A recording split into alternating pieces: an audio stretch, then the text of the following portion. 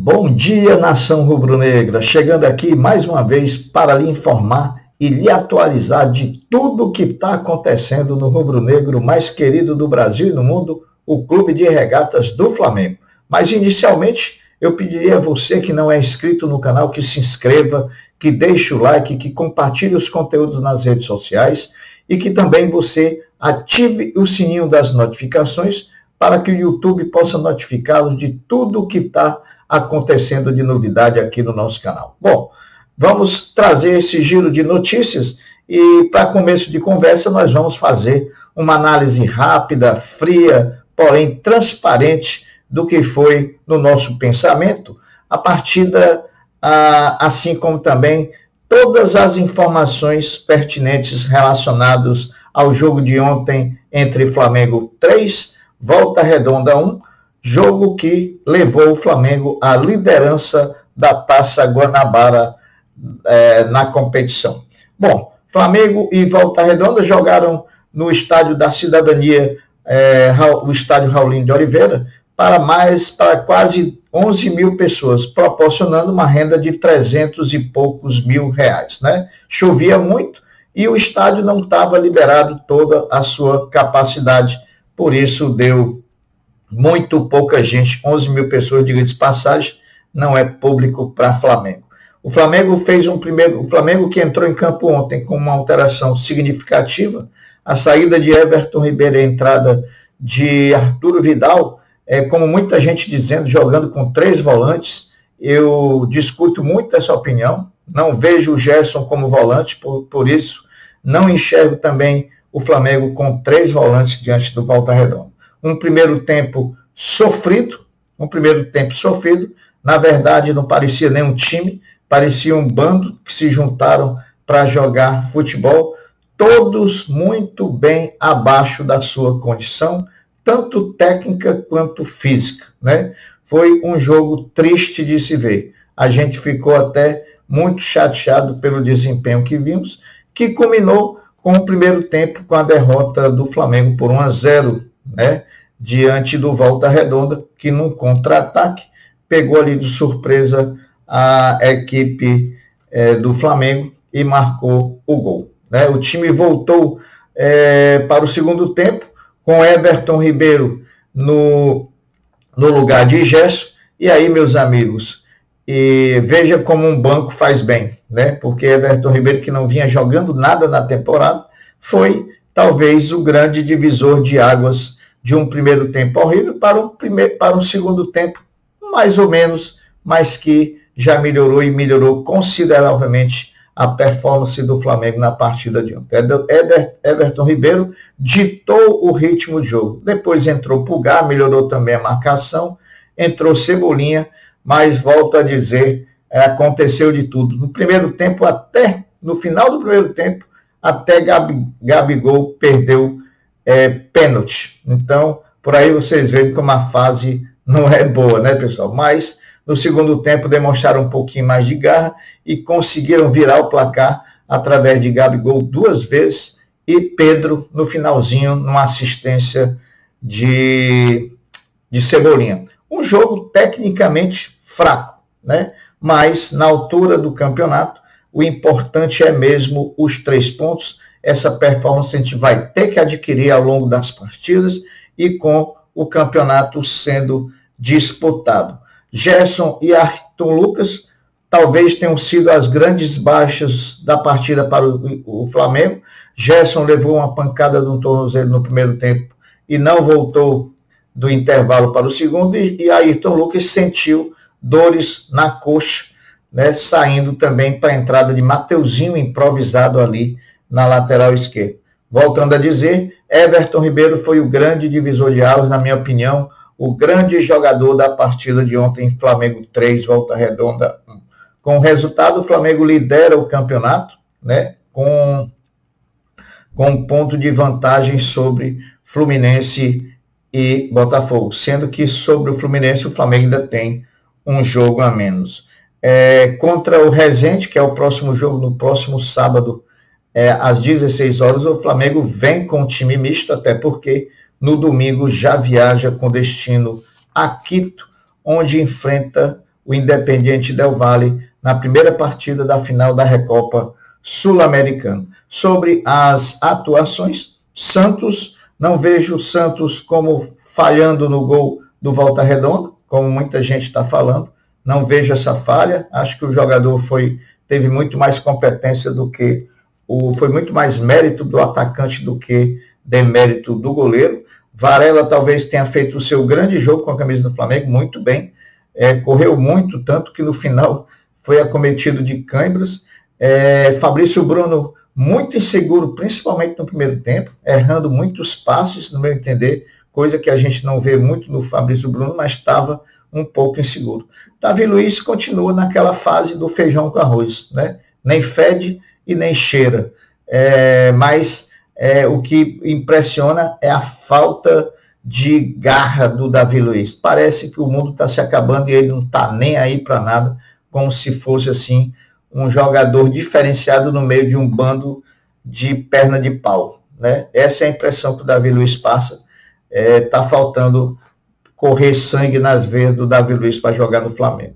Ayrton Lucas, diferentemente das outras ocasiões, jogou muito mal ontem, muito mal. Thiago Maia, perdido junto com o time, né? Errou muitos passes, tanto é que saiu no segundo tempo, mas ainda é ele sozinho quem marca ali no meio campo do Flamengo.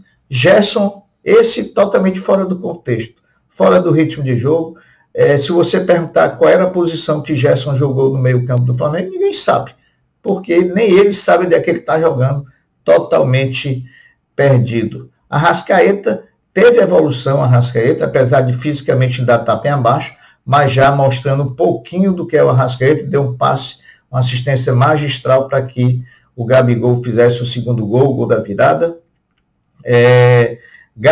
Arthur Vidal, mais do mesmo, né? A dupla de volantes para jogar com o Thiago Maia não pode ser nem Vidal e nem Gerson, porque ambos não marcam ninguém.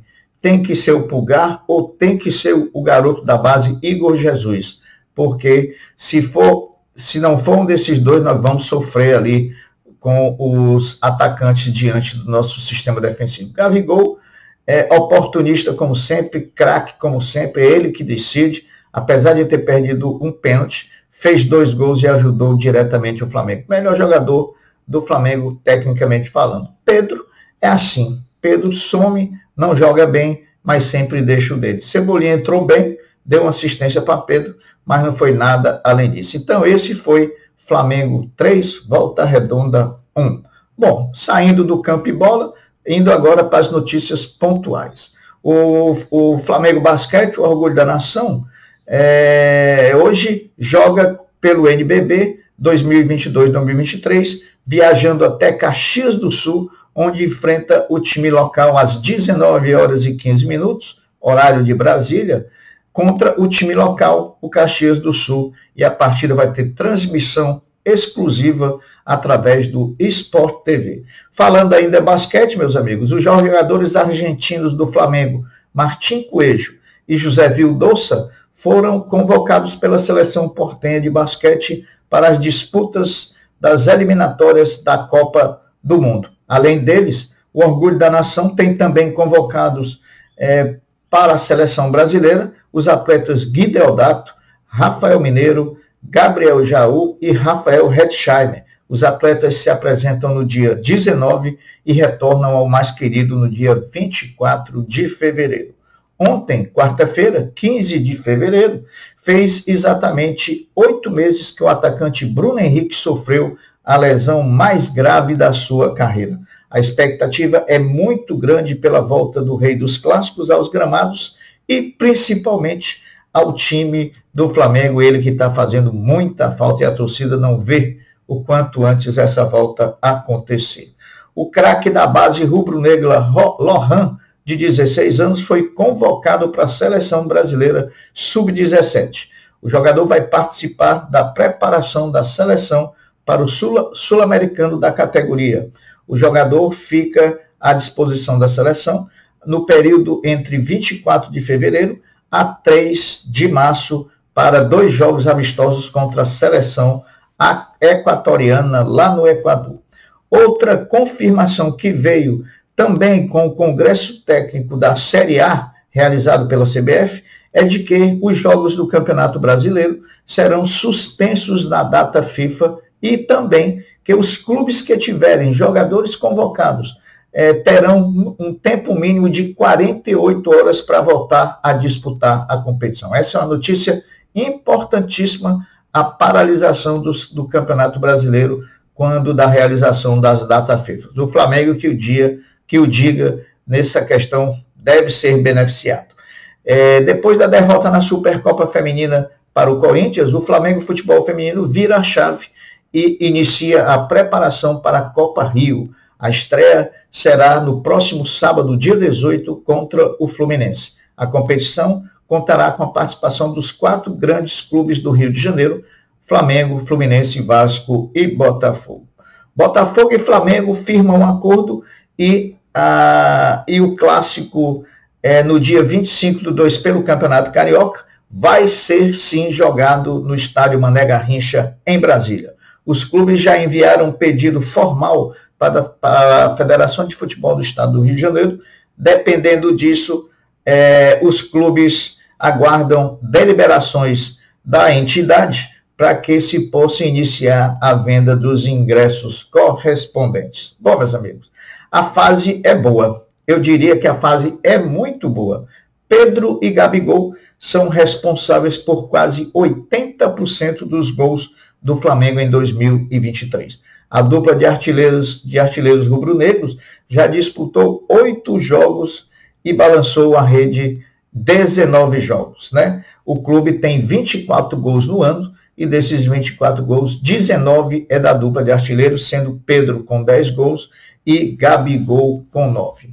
Gabigol, mais uma vez, perdeu um pênalti. Esse é o 5º pênalti que o atleta perde jogando, vestindo o manto sagrado, em 42 cobranças realizadas. Dessa vez foi a primeira vez que um goleiro defendeu o pênalti do Gabigol. As outras vezes ele chutava para fora ou a bola bateu na trave. Então, até então, o goleiro do Volta Redonda está ficando na história, porque foi o único que defendeu e ele não chutou na trave nem chutou para fora. Para finalizar, Gabigol, com os 2 gols que marcou ontem diante do Volta Redonda, entrou na lista dos 10 maiores, na lista e na história, entrou na lista e na história dos 10 maiores artilheiros da história do Flamengo, né?